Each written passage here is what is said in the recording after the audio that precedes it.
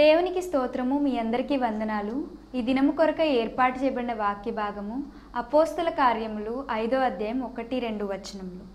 అననీయ అను ఒక మనుషుడు తన భార్య అయిన సప్పీరాతో ఏకమై పొలమమ్మెను. భార్య ఎరుకనేవాడు దాని వెలలో కొంత దాచుకొని కొంత తెచ్చి అపోస్తలుల పాదముల యొద్ద పెట్టెను. ఆమేన్. దేవునికి స్తోత్రం. హల్లెలూయా, హల్లెలూయా. మన ప్రభువును ప్రియరక్షకుడైనటువంటి నజరేయుడైన యేసుక్రీస్తు దివ్యనామంలో మీ అందరికీ ప్రత్యేకమైన వందనాలు తెలియజేస్తున్నాను. Praise the lord. షాలోమ్, మారనాథ, శుభోదయం, good morning, have a nice day. ఈ దినమంతా మీకు ఆశీర్వాదకరంగా ఉండాలని దేవుని సేవకునిగా కోరుకుంటున్నాను. దేవుని స్తోత్రం. హల్లెలూయా, స్తోత్రం. మనల్ని మనం సిద్ధపరచుకుందాం దేవుని వాక్యం వినడం కోసం. దేవుని వాక్యం వినడం కోసం కూడా సిద్ధపరచుకోవాలా అని అడుగుతారేమో. అవును, సిద్ధపరచుకోవాలి. ప్రతిదానికి సిద్ధపాటు కావాలి. Everything needs some preparation. Even listening to the word of God needs some preparation. మనకు కొద్దిగా సిద్ధపాటు కావాలి. అలక్ష్యంగా లేకపోతే అనాలోచనగా దేవుని వాక్యం వినడం వల్ల ప్రయోజనం లేదు. మన దృష్టి అంతా దీని మీద ఉంచి ప్రభు సహాయాన్ని కోరుకుంటూ మనం విందాం. పౌలు మాటల యందు లక్ష్యం ఉంచినటువంటి లూదియాను గురించి మనం చూస్తున్నాం. ఆమె మాటలు వినింది, దేవుడు ఆమె హృదయాన్ని తెరిచాడు. ఆమె పౌలు మాటలు వినున్నట్లుగా. నేను ఆ లేఖన భాగాన్ని చదువుతున్నాను. మనకందరికీ తెలిసిన లేఖన భాగమే అపోస్తల కార్యములు 16వ అధ్యాయము. ప్రభువు ఆమె హృదయము తెరిచెను గనుక పౌలు చెప్పిన మాటల యందు లక్ష్యం ఉంచెను. దాని ముందు రాయబడింది 14వ వచనం. అపోస్తల కార్యములు 16:14, 119వ పేజీ. అప్పుడు లూదియాను దేవభక్తి గల ఒక స్త్రీ వినుచుండెను. ఆమె వింటుంది. వింటుండగా జరిగిన విషయం, ప్రభువు ఆమె హృదయమును తెరిచాడు. వింటుంది అనేదానికి ప్రభు హృదయం తెరిచాడు అనేదానికి మధ్యలో ఆమె ఏం చేస్తుందో రాయబడింది. ఆమె ఊదారంగు పొడిని అమ్ముతూ ఇతర పట్టణస్తురాలు. ఆమె వృత్తి, ఊరు గురించి అక్కడ రాయబడింది. దాన్ని కాస్త పక్కన తీసి పెట్టేసి మనం ఆలోచిస్తే, అప్పుడు లూదియాను, అప్పుడు అంటే ఎప్పుడు, కూడి వచ్చిన స్త్రీలతో మాట్లాడుచుంటిమి. కూడి వచ్చిన స్త్రీలతో మాట్లాడుతున్నప్పుడు లూదియాను దేవభక్తి గల ఒక స్త్రీ వినుచుండెను.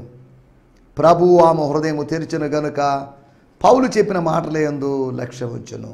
అక్కడ చాలామంది స్త్రీలు, కొంతమంది స్త్రీలు ఉన్నారు, కానీ ప్రభు ఆమె హృదయాన్ని తెరిచాడు. తద్వారా ఆమె హృదయ ద్వారము, క్షమించండి, ఆమె గృహ ద్వారము తెరవబడింది. దీన్ని మనం అర్థం చేసుకోగలం. సరే, దేవుని స్తోత్రం. ఎందుకు చెప్తున్నా అంటే మనం వినాలి.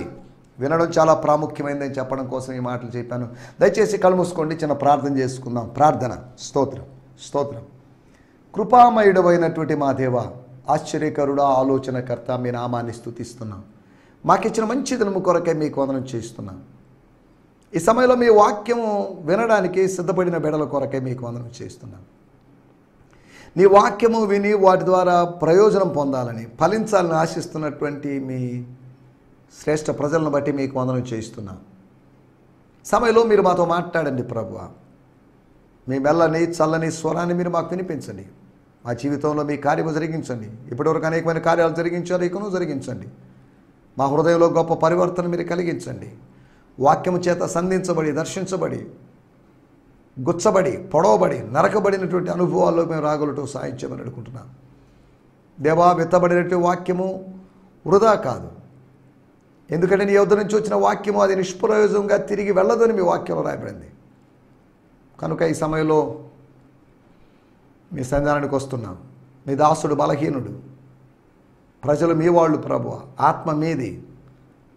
మీ ప్రజలు ఆత్మీయ బలము పొందినట్లుగా ఈ ఉదయకాలము మీ మాటలు మాకు వినిపింపజేయండి. We want your words lord. ప్రభువా, మీకు వందనాలు చెల్లిస్తున్నాం. మీ సహాయాన్ని కోరుకుంటున్నాం. మాట్లాడువారు మీరు కాదు, నా తండ్రి ఆత్మ మీలో ఉండి మాట్లాడిస్తాడని మీరు చెప్పారు కనుక ఆ మాటను బట్టి ధైర్యం తెచ్చుకొని బోధిస్తున్నాను. బోధించే ధైర్యము లేదు, అయినప్పటికీ నాయన బోధించడానికి ధైర్యాన్ని, బోధించడానికి ఆత్మను అనుగ్రహిస్తున్న దేవుడివి తండ్రి. మీకు వందనాలు చెల్లిస్తూ శాంతి టీవీ కొరకు, శాంతి టీవీ బృందం కొరకు, ఈ కార్యక్రమం వెనకాల ఉన్న వ్యక్తులందరినీ బట్టి మీకు వందనం చేయిస్తూ తండ్రి మీకు వందనాలు చేయిస్తున్నాం. మాతో మాట్లాడండి, మమ్మల్ని దర్శించి బలపరిచి మేలు చేయమని. మాలో ఎవరైనా అనారోగ్యంగా ఉన్నట్లయితే వారి కొరకు మేము ప్రత్యేకంగా ప్రార్థన చేస్తున్నాం. వారికి ఉన్న షుగర్ అయినా, బీపీ అయినా, థైరాయిడ్ అయినా, క్యాన్సర్ అయినా, మరే ప్రాబ్లం అయినా కానీ యేసు నామములో వారిని మీ సంధానానికి తెస్తున్నాం. సన్ స్ట్రోక్ అయినా కానీ వారిని మీ సంధానానికి తెస్తున్నాం ప్రభువా. డిసెంట్రీతో ఇంకా రకరకాల సమస్యలతో బాధపడుతున్న మా ప్రియులందరినీ మీ సంధానానికి తెస్తున్నాం. దేవా, ఈ సమయంలో మీరు మాతో మాట్లాడండి, మమ్మల్ని దర్శించి మేలు చేయమని యేసు నామములోనే ప్రార్థించగలుగుతున్నాం పరమ తండ్రి. ఆమేన్, ఆమేన్, ఆమేన్, ఆమేన్. దేవుని స్తోత్రం. మీ అందరికీ మరొక పర్యాయము ప్రత్యేకమైన వందనాలు తెలియజేస్తున్నాను. ప్రార్థనలో ఏకీభవించినందుకు మీకు కృతజ్ఞతలు తెలియజేస్తున్నాను. స్తోత్రం. ఇది వాక్య సమయం. వాక్యం ద్వారా మన జీవితాన్ని మార్చుకునేటువంటి సమయం కనుక ఈ సమయంలో మనం దేవుని వాక్యాన్ని ధ్యానించుకుందాం. ఈ సమయంలో నిన్నటి దినం మనం అపోస్తుల కార్యములు 5వ అధ్యాయము 9వ వచనం నుంచి కొన్ని విషయాలు ఆలోచించాం. ఉప్పు స్తంభం అనే టైటిల్తో ఆ స్త్రీ అనగా సపీరా, అనగా అననీయా భార్య అయినటి సపీరా, కొత్త నిబంధన కాలపు 1వ శతాబ్దపు లోతు భార్యగా ఆమెను భావించవచ్చని, ఆమె ఆత్మీయంగా మరణించిందని, అంతేకాకుండా అక్షరార్థంగా కూడా literally she was dead, spiritually dead and literally dead, I mean physically dead. అవగాహన పరంగా అవగాహన రాహిత్యములో ఉండడాన్ని బట్టి అవగాహన విషయంలో ఆమె మృతి చెందిన స్థితికి వచ్చిందని. మృతులకు అవగాహన లేదు, మృతులు ఆలోచించలేరు, ధ్యానించలేరు, జ్ఞానాన్ని సంపాదించుకోవాలని ఆశపడరు. కానీ ఈమె she lost something, she missed something. ఆమె ఏదో పోగొట్టుకుంది, అవగాహనను కోల్పోయింది. తర్వాత చివరిగా మనం ఆలోచించింది, ఆత్మీయ స్థలానికి దూరం అయిపోయి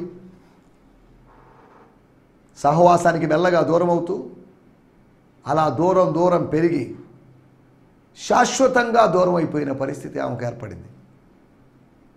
సంఘం ఇప్పటికీ ఉంది, మనుషులు మారిపోయారు, మనుషులు పాస్టర్లు మారిపోయారు, నాయకులు మారిపోయారు, ప్రజలు మారిపోయారు, కానీ వాక్యం మారలేదు, సంఘం మారలేదు. దేవుని స్తోత్రం, హల్లెలూయా. ఇది అలాగే కంటిన్యూ అవుతుంది.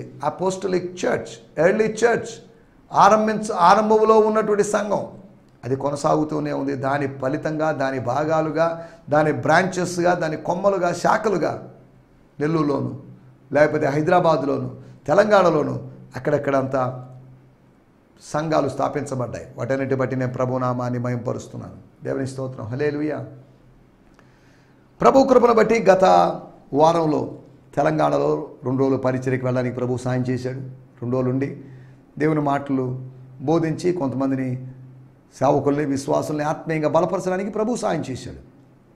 కాబట్టి నేను దాన్ని బట్టి నేను ప్రభునామాన్ని మహింపరుస్తున్నాను. ప్రభు చిత్తమైతే ఇంకొక 2-3 రోజుల తర్వాత మళ్ళీ తెలంగాణలో ఉంటాను. తెలంగాణలో పాస్టర్స్ మీటింగ్లో అక్కడ దేవుని వాక్యాన్ని బోధించడానికి సిద్ధపడుతూ ఉన్నాను. 31వ తేదీ విజయవాడలో పాస్టర్స్ మీటింగ్, అంతేకాకుండా జూన్ నెల 2వ తేదీ నెల్లూరులో పాస్టర్స్ మీటింగ్. ప్రతి నెల కనీసం 3 పాస్టర్స్ మీటింగ్స్లో నేను దేవుని వాక్యాన్ని బోధిస్తాను. ఇంచుమించు ప్రతి నెల ఒక 130 మంది సేవకులకి దేవుని వాక్యాన్ని బోధిస్తున్నాను. అలా బోధించడానికి ప్రభు సాయం చేశాడు. అందును బట్టి నేను ప్రభు నామాన్ని మహిమపరుస్తున్నాను. గత వారంలో 3-4 రోజుల క్రితం చెన్నైలో పాస్టర్స్ మీటింగ్ చక్కగా జరిగింది. అందులో ఇంచుమించు 40 మంది సేవకులు పాల్గొన్నారు. వారికి వాక్యం బోధించడానికి ప్రభు సాయం చేశాడు. ప్రభు ద్వారాలు తెరుస్తున్నాడు. ఇంకా కొత్త కొత్త ప్రదేశాలకు వెళ్ళాలని, దేవుని వాక్యం బోధించాలని, విశ్వాసులకు, సేవకులకు దేవుని వాక్యం బోధించాలని నేను ప్రార్థన చేస్తున్నాను. ప్రభు అక్కడిక్కడికి నన్ను పంపుతూ ఉన్నాడు. దేవుని స్తోత్రం, హల్లెలూయా. జరిగినట్టు కూడికలన్నింటిని బట్టి నేను దేవుని స్తుతిస్తున్నాను. జరగబోతున్న కూడికలన్నింటిని బట్టి దేవుని స్తుతిస్తున్నాను. మే నెల చివరి దినాల్లో ఉన్నాం మనం. మీటింగ్స్ బిజీ, హడావిడి. ఇంకొక 10-15 రోజుల తర్వాత కాస్త ఈ హడావిడి తగ్గుతుంది. ఎందుకంటే స్కూల్స్ ఓపెన్ అయినాయి అనుకోండి, స్కూల్స్ మరలా పునఃప్రారంభమైనాయి అనుకోండి, పెద్దగా ఈ హడావిడి తగ్గుతుంది. ఎందుకంటే అప్పుడు పేరెంట్స్ బిజీ అయిపోతారు, పిల్లలు బిజీ అవుతారు. కాబట్టి మీటింగ్కి వచ్చే వాళ్ళ సంఖ్య తక్కువ కనుక మీటింగ్స్ అంతగా ఏర్పాటు చేయబడ్డవు. కాబట్టి విషయాలన్నీ దయచేసి జ్ఞాపకం చేసుకోండి. కూడికలు వ్యయ ప్రయాసలతో స్థానిక సంఘ కాపరులు ఏర్పాటు చేస్తున్నారు. అంత సులభమైన పనేం కాదు. ఒక చిన్న మీటింగ్ కూడా ఎంతో కష్టపడాల్సిన పరిస్థితి. కానీ దేవుజనులకి సపోర్ట్ ఇవ్వండి, మోరల్ సపోర్ట్ ఇవ్వండి, స్పిరిచువల్ సపోర్ట్ ఇవ్వండి, వాళ్ళకి ఫైనాన్షియల్ సపోర్ట్ ఇవ్వండి, ఆర్థిక సహాయం చేయండి. తద్వారా ఆ పరిచర్యలు విస్తరిస్తాయి, మీరు ఆశీర్వదించబడతారు. దేవుని స్తోత్రం. హల్లెలూయా, స్తోత్రం. ఈ సమయంలో మనం దేవుని వాక్యాన్ని ధ్యానించుకుందాం. మన ధ్యానం నిమిత్తమై అపోస్తుల కార్యములు 5వ అధ్యాయము 1వ వచనము మరియు 2వ వచనాన్ని చదువుకుందాం. Book of acts 5th chapter verse 1 and 2. అననీయ అనే ఒక మనుషుడు తన భార్య అయిన సఫీరాతో ఏకమై పొలం అమ్మెను. భార్య ఎరుకనే వాడు దాని వెలలో కొంత దాచుకొని కొంత తెచ్చి అపోస్తలుల పాదముల యొద్ద పెట్టెను. Now a man named Ananias and his wife Sapphira likewise sold their farm. They conspired to secretly keep back for themselves a portion of the proceeds. So when Ananias brought the money to the apostles, it was only a portion of the entire sale. వాడుక భాషలో కూడా మనం చదువుకుందాం. స్తోత్రం, స్తోత్రం. అననీయ అనబడే ఒక వ్యక్తి అతని భార్య సఫీరా కలిసి తమ భూమి అమ్మేశారు. అననీయ తన కొరకు కొంత డబ్బు దాచుకున్నాడు. అననీయ తన కొరకు కొంత డబ్బు దాచుకున్నాడు. ఈ విషయం అతని భార్యకు తెలుసు. అననీయ మిగతా డబ్బు తెచ్చి అపోస్తలుల కాళ్ళ ముందు ఉంచాడు. దేవుని స్తోత్రం. తన కొరకు కొంత దాచుకున్నాడు. నువ్వు దాచుకోవడమైనా సంపాదించుకోవడమైనా కేవలం నీ కొరకేనా? సంఘక్షేమం కోసమేనా? లోక కళ్యాణం కోసమేనా? నీ ధనాన్ని దేనికి వాడుతున్నావు? ఈ రోజుల్లో సంపన్నులుగా అనేక మంది ఉన్నారు. దేవుని స్తోత్రం.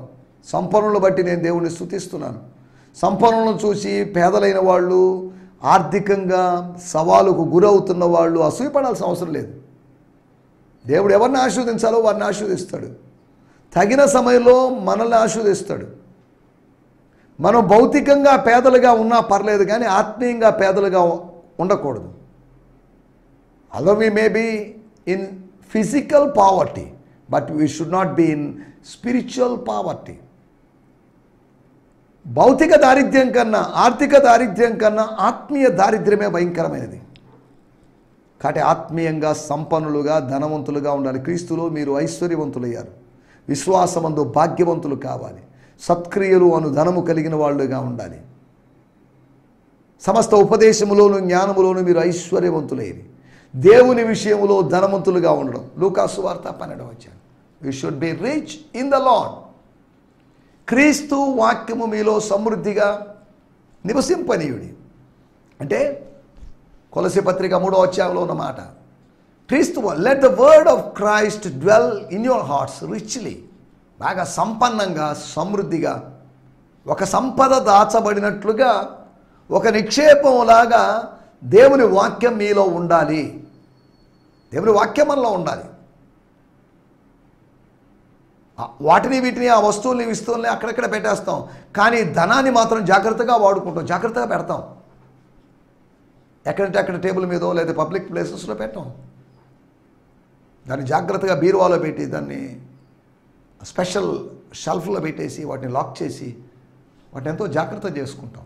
డబ్బు విషయంలో ఉన్నటువంటి జాగ్రత్త, ఆత్మ సంబంధమైనటువంటి ఆహారం విషయంలో, ఆత్మ సంబంధమైన విషయాలు మనకు ఉండాల్సిన అవసరం ఎంతైనా ఉంది. రండి మనం ఈ సమయంలో దేవుని వాక్యాన్ని ధ్యానించుకుందాం. మన టైటిల్ మంచి సంగతులు, మంచి విషయాలు, గుడ్ థింగ్స్. మేలుకరమైనటు విషయాలు. గుడ్ థింగ్స్ ఉన్నాయి, బ్యాడ్ థింగ్స్ ఉన్నాయి. మంచి సంగతులు ఉన్నాయి, చెడ్డ సంగతులు ఉన్నాయి. మనం చదువుకున్న లేఖన భాగాలను ఆధారంగా చేసుకుని మంచి సంగతులు ఏంటి?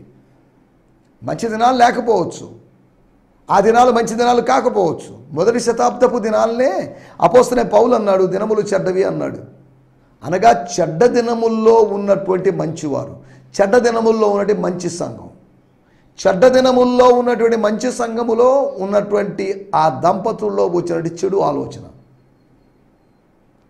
బయట చెడు, లోపల చెడు సమస్య. బయట చెడు ఉండి లోపల మంచి ఉందనుకోండి. లోపల మంచి ఎలా ఉంటుంది బయట చెడు ఉన్నప్పుడు అంటే, అది పైనుంచి వచ్చిన మంచితనం, అనగా పరలోకము నుంచి వచ్చిన మంచితనం. ఆ మంచితనం మన లోపల నివసిస్తున్నప్పుడు, అది స్ప్రెడ్ అవుతున్నప్పుడు, విస్తరిస్తున్నప్పుడు, వర్ధిల్లుస్తున్నప్పుడు, లేదా వ్యాపిస్తున్నప్పుడు ఈ చెడు మెల్లగా చెడును అది తినివేస్తుంది. అనగా ఈ స్వర్గపు మంచితనం ఈ సమాజపు చెడుతనాన్ని లేకుండా చేస్తుంది. అనగా సమాజము మారుతుంది. సువార్త ద్వారా, సత్యవాక్యం ద్వారా, పరలోకం అనుగ్రహించే వాటి ద్వారా సమాజంలో మార్పులు జరుగుతాయి. ప్రశాంతంగా ఉన్నటువంటి కొలంలో రాయి వేస్తే ఏ విధంగా రిపుల్స్, ఏ విధంగా అలలు వస్తాయో, స్తోత్రం, అలాగే ఈ సమాజంలో అల్లకల్లోలంగా, అయోమయంగా, వంకర టింకరగా ఉన్నటువంటి, యథార్థతను కోల్పోయినటువంటి ఈ సమాజంలో మనం ఆత్మ సంబంధమైనవి వేస్తున్నప్పుడు అక్కడ కొన్ని ఇంపాక్ట్స్ జరుగుతుంటాయి, కొన్ని ఇన్ఫ్లుయెన్సెస్ జరుగుతుంటాయి అనే సంగతిని గుర్తు చేస్తున్నాను. దేవునికి స్తోత్రం. మంచి సంగతుల గురించి మనం ఆలోచిద్దాం. అపోస్తుల కార్యములు 5వ అధ్యాయము 2వ వచనంలో రాయబడిన మాట, భార్య ఎరుకనేవాడు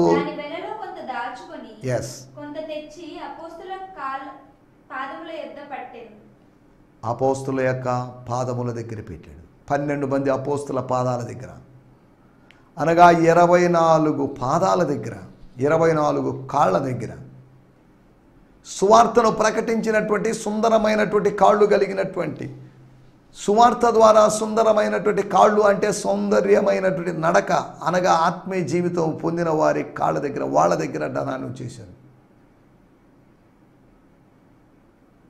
ఇక్కడ చూడండి జరుగుతున్న విషయం. ఇలా జరిగింది. ఇలా జరిగినప్పుడు పాదాల దగ్గర పెట్టినప్పటికీ కూడా దాన్ని స్వీకరించడానికి కాస్త తటపటాయించినట్టుగా, ఆలోచించినట్లుగా పేతురు విషయంలో మనం ఆలోచించవచ్చు. మన దగ్గర పెట్టిందంతా మంది కాదు. కొన్నిసార్లు మన చేతి దాకా వచ్చింది మన నోటి దాకా వెళ్ళకపోవచ్చు, మంది కాకపోవచ్చు. వాళ్ళ పాదాల దగ్గర పెట్టినంత మాత్రాన వాళ్ళదే అనుకోవడానికి వీల్లేదు. దాన్ని స్వీకరించాలా వద్దా అన్నట్టుగా ఆత్మలో ఆలోచిస్తున్నప్పుడు, ఆత్మలో దాని గురించి వివేచిస్తున్నప్పుడు అప్పుడు జరిగిన విషయం. ఆ పైన బర్నబా వచ్చి అపోస్తుల పాదముల దగ్గర ధనాన్ని పెట్టాడు. పేతురు అడగలేదు, ఇంతకీ అమ్మావా, మొత్తం తెచ్చావా, లేదా దాచుకున్నావా అని అడగలేదు. కారణం ఏంటంటే అతను ఏమి దాచుకోలేదు. 100% సమర్పణగా ఉంది అతని దాతృత్వం. 4 విషయాలు నేను మీకు జ్ఞాపకం చేయబోతున్నాను. ఒకటి, నంబర్ 1, మంచి దాతృత్వం. దాతృత్వం మంచిది, ఇవ్వడం మంచిది. Charity is good, giving is good. దానము చేయడం మంచిది. దాతృత్వం, దాతగా మారడం, దాతతత్వం కలిగి ఉండడం, ధారాళంగా ఇవ్వడం.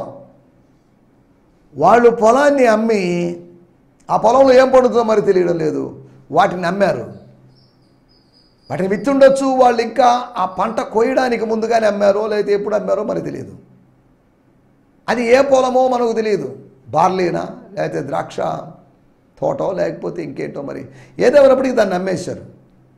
తమ కోసం కాదు, సంఘం కోసం. ఇన్ని వేల మంది పోషించబడాలి, ఇన్ని వేల మంది పరిశుద్ధులు ఉనికిని కలిగి ఉండాలి, ఉనికిని కోల్పోకుండా ఉండాలి, మనుగడ సాధించాలి, వాళ్ళకి భౌతికమైన ఆహారం ఉండాలి. నా మందిరములో ఆహారం ఉండినట్లు అనే పాత నిబంధన దేవాలయాన్ని ఉద్దేశించి చెప్పబడిన విషయం వాస్తవం కనుక, అలాగైతే ఈ ఏర్పడిన నూతన వ్యవస్థలో, ఈ న్యూ సిస్టంలో, ఈ కొత్త సంఘ వ్యవస్థలో, కొత్త ఆత్మ సంబంధమైన దేవాలయ వ్యవస్థలో బలులు లేనటువంటి, భౌతిక బలులు లేకుండా స్తోత్ర బలులు ఉన్నటువంటి నూతన ఆత్మీయ విధాన వ్యవస్థలో, దేవుని స్తోత్రం, హల్లెలూయా. ఇక్కడ మనం ఆలోచిస్తున్నటువంటి విషయం, స్తోత్రం, ఒక మంచితనం, ఒక మంచి విషయం ఏంటి అంటే ఇవ్వడం. బర్నబా ఇచ్చాడు, వెరీ గుడ్ బర్నబా. అననీయ ఇచ్చారు, వెరీ గుడ్, తప్పేం లేదు, ఇవ్వాలి. ఇచ్చుకోవచ్చు, దాచుకోవచ్చు. 50 ఇవ్వచ్చు, 50 దాచుకోవచ్చు. సగం ఇవ్వచ్చు, సగం దాచుకోవచ్చు, తప్పేం లేదు. కానీ మనం గమనించాల్సినటువంటి విషయం, ఇచ్చింది సమస్తము ఇచ్చాము, లేకపోతే దాచుకున్న దాన్ని పక్కన పెట్టేసి దాని సంగతి ప్రస్తావించకుండా కొద్దిగా ఇచ్చినా పూర్తిగా ఇచ్చాము అని అబద్ధం చెప్పడం అది వాస్తవం కాదు. అది పరిశుద్ధాత్మను మోసగించడమేనని, ప్రభువును శోధించడమేనని మనం ఈ అధ్యాయం చదివితే మనం అర్థం చేసుకోవచ్చు.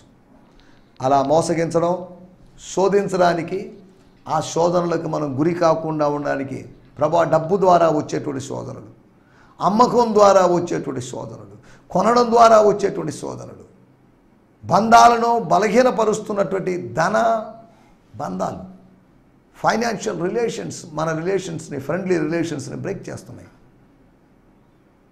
డబ్బు వల్ల జబ్బుగా మారింది. డబ్బు మంచిదే, డబ్బు అవసరమే. నా బట్టల కోసం, నా ఆహారం కోసం, నా పిల్లల చదువుల కోసం నాకు డబ్బు కావాలి. డబ్బు అవసరం లేదండి మాకు అనేవాళ్ళు ఎవరు లేరు. ప్రతి వ్యక్తికి డబ్బు అవసరమే. కానీ ఆ ధనాన్ని దేవుడు ఇచ్చిందని, దేవుని ఆశీర్వాదమని, అది దేవునికి తిరిగి ఇచ్చేటప్పుడు ఎలా ఇస్తున్నామని 10 మందికి చెప్పమని కాదు. ఇదిగోండి ఇంతే, అంతకే అమ్మారో, అంతకే తెచ్చిచ్చారో, అంతే దాచుకో, ఇవన్నీ దేనికి? పేతురు గారికి. కానీ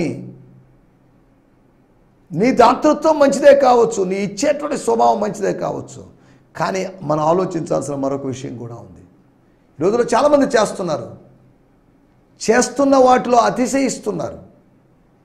చేయడం మంచిదే, చేసిన దాన్ని బట్టి నేను అంత చేశాను, ఎంత చేశాను, వాళ్ళకంత చేశాను, వీళ్ళకంత చేశాను, ఆ సంఘానికి ఎంత చేశాను, ఈ సంఘానికి ఎంత చేశాను, ఆ పాస్టర్కి ఎంత చేశాను అని చెప్పుకొని అతిశయించడంలో అర్థం లేదు.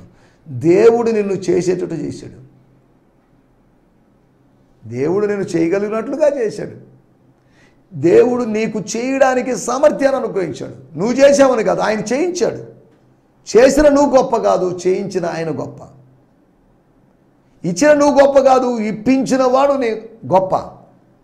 ఆయన ఇవ్వకపోతే నువ్వు ఇవ్వలేవు. కొన్నిసార్లు అమ్మకానికి కొన్ని స్థలాలు ఉంటాయి, అవి త్వరగా అమ్ముడుపోవు. కొన్ని ఇళ్ళు అమ్మకానికి ఉంటాయి, అవి త్వరగా అమ్ముడుపోవు. కొన్ని ప్రాంతాల్లో మందిరాలను అమ్ముకుంటున్నారు, అమ్మకాలు కూడా అంత త్వరగా సాగడం లేదు. నెల్లూరు జిల్లాలో కూడా ఒక 4-5 చోట్ల మందిరాల అమ్మకాలు జరిగాయి. వాటిలో కొన్ని సక్సెస్ అయినాయి, కొన్ని సక్సెస్ కాలేదు, వాటిలో మనం వెళ్ళలేదు. స్తోత్రం. మనం ఆలోచిస్తున్నట్టు విషయం, మొట్టమొదటి విషయం మంచి దాతృత్వం, గుడ్ గివింగ్. రెండో విషయం అపోస్తల కార్యములు 5వ అధ్యాయము 4వ వచనం. అది నీ యొద్దనున్నప్పుడు, ఎస్ నీదే. అమ్మిన తర్వాత కూడా నీదే. ఎందుకు ఈ సంగతి నీ హృదయంలో ఉద్దేశించుకున్నావు? నీవు మనుషులతో కాదు దేవునితోనే అబద్ధమాడితివని వానితో చెప్పాను. దేవునికి స్తోత్రం, హల్లెలూయా, స్తోత్రం. నువ్వు అబద్ధం చెప్పావు, కానీ నాతోనో, ఇతర అపోస్తలులతోనో, లేకపోతే భార్యతోనో, లేకపోతే వాళ్ళతోనో వీళ్ళతోనో కాదు. నువ్వు దేవునితో అబద్ధమాడావు. అది కరెక్ట్ కాదు. అనగా దేవునితో అబద్ధం మాత్రం ఆడకూడదు, మిగతా మనుషులతో అబద్ధం ఆడొచ్చని కాదు, ఎవరితో అబద్ధం ఆడకూడదు. సత్యములకు విరోధంగా అబద్ధం ఆడకూడదని దేవుని వాక్యంలో రాయబడింది. రెండో విషయము ఉద్దేశం ఏంటి? 5వ అధ్యాయము 4వ వచనములో, ఈ సంగతి నీ హృదయములో ఉద్దేశించుకున్నావు. ఎందుకు ఈ సంగతి నీ మనసులో ఉద్దేశించుకున్నావు? యు థాట్, నువ్వు ఆలోచించావు. ఎందుకు ఇలా ఈ నెగిటివ్గా ఇలాగ ఆలోచించేవేంటి? ఈ ఆత్మ సంబంధమైన వ్యవస్థను గురించి నెగిటివ్గా ఎందుకు ఆలోచించావు? కాబట్టి ఆ నెగిటివ్ ఆలోచన విధానం మనం కరెక్ట్ కాదు. పాజిటివ్ ఆలోచన విధానంలోకి మనం ముందుకు సాగాలి. దేవుని స్తోత్రం, హల్లెలూయా. మొట్టమొదటి విషయం మనం మంచి దాతృత్వాన్ని చూసాం. రెండోది మంచి ఉద్దేశం. నీకు మంచి ఉద్దేశం ఉండాలి. You should have good intentions. మంచి ఉద్దేశాలు లేకుండా పేరు ప్రఖ్యాతుల కోసమో, పేర్లు అక్కడ ఇక్కడ పడతాయనో, గోడల మీదకి వస్తాయనో, లేకపోతే ప్యాంప్లెట్ల మీదకో, లేకపోతే ఇంకేదైనా బుక్స్లో పడతాయనే ఉద్దేశంతో చేసేవాళ్ళు ఉన్నారు. నో, స్తోత్రం. ఇది కాదు మనం ఏదైనా పని చేయడంలో ఉన్నటువంటి ఉద్దేశం. దాని వెనకాల సేవ చేస్తున్నాం, మంచి ఉద్దేశం ఉండాలి. పాడుతున్నాం, మంచి ఉద్దేశం ఉండాలి. ప్రసంగం చేస్తున్నాం, మంచి ఉద్దేశం ఉండాలి. మంచి ఉద్దేశము. మూడవది అపోస్తల కార్యములు 5వ అధ్యాయము 5వ వచనం. అననీయ ఈ మాటలు వినుచునే పడి ప్రాణము విడువగా వినిన వారికందరికీ మిగుల భయం. చాలే, ఒక ఫలితం చూడండి, దుష్ఫలితం కనిపిస్తుంది అక్కడ. నువ్వు ఇచ్చావు, దాతృత్వం మంచిదే. రెండోది నువ్వు ఉద్దేశించావు, కానీ అననీయ సపీరాల యొక్క ఉద్దేశం చెడు ఉద్దేశం. ఒక మంచి ఉద్దేశం ఉండాలి. మూడోది మనం మంచి ఫలితాన్ని చూడాలి. మంచి రిజల్ట్స్ చూడాలి. ఇచ్చి ప్రాణం పోగొట్టుకున్నారు. ఇవ్వడం దేనికి, ప్రాణం పోగొట్టుకోవడం దేనికి? ఇచ్చి ప్రాణం పోగొట్టుకోవద్దు, వాళ్ళకి సహాయం చేసి ప్రాణం పోగొట్టుకోవద్దు. స్తోత్రం. కాబట్టి ఎలా ఉన్నావు నీవు? అననీయ సపీరాల ఉదాహరణ దేవుడి నుంచి మనతో మాట్లాడుతున్నాడు. దాని ఆధారంగా దేవుడు మనతో మాట్లాడుతున్నాడు తన దాసుని ద్వారా. మంచి ఉద్దేశం ఉందా నీలో? మంచి ఫలితాలు, మంచి రిజల్ట్స్ అనుభవిస్తున్నావా? రిస్కీ విషయం చేసావు, రిస్క్తో కూడుకున్నట్టు ప్రయాసపడ్డావు, బాగానే ఉంది, దాని ఫలితాన్ని అనుభవించావా? 30 వెండి నాణ్యాలు తీసుకున్నాడు, ఏమన్నా అనుభవించాడా? యూదా ఇస్కరియోతు అనుభవించలేదు. చాలామంది కష్టపడుతున్నారు కానీ అనుభవించలేని పరిస్థితి. నిశ్చయముగా నీ చేతుల కష్టార్జితాన్ని అనుభవించాలి, అది దేవుని చిత్తం. 4వ విషయం నేను మీకు జ్ఞాపకం చేస్తాను. 5వ అధ్యాయము 8వ వచనం. 5వ అధ్యాయము. అప్పుడు పేతురు, మీరు ఈ భూమిని ఇంతకే అమ్మితిరా? నాతో చెప్పుమని ఆమెను అడిగెను. అందుకు ఆమె, అవును ఇంతకే అని చెప్పాను. అవును ఇంతకే. ఒప్పుకోవాల్సినటువంటి సమయంలో కప్పుకోవాలని ప్రయత్నం చేసింది. This is a time to repent, not cover your self, not justify your self. నిన్ను నువ్వు నేను మంచివాడినేనండి, లేదా మా వాళ్ళు మంచివాళ్ళండి, మా క్యాస్ట్ వాళ్ళు మంచివాళ్ళండి కాదు, మా సంఘస్థులు మంచివాళ్ళని నేను కాదు.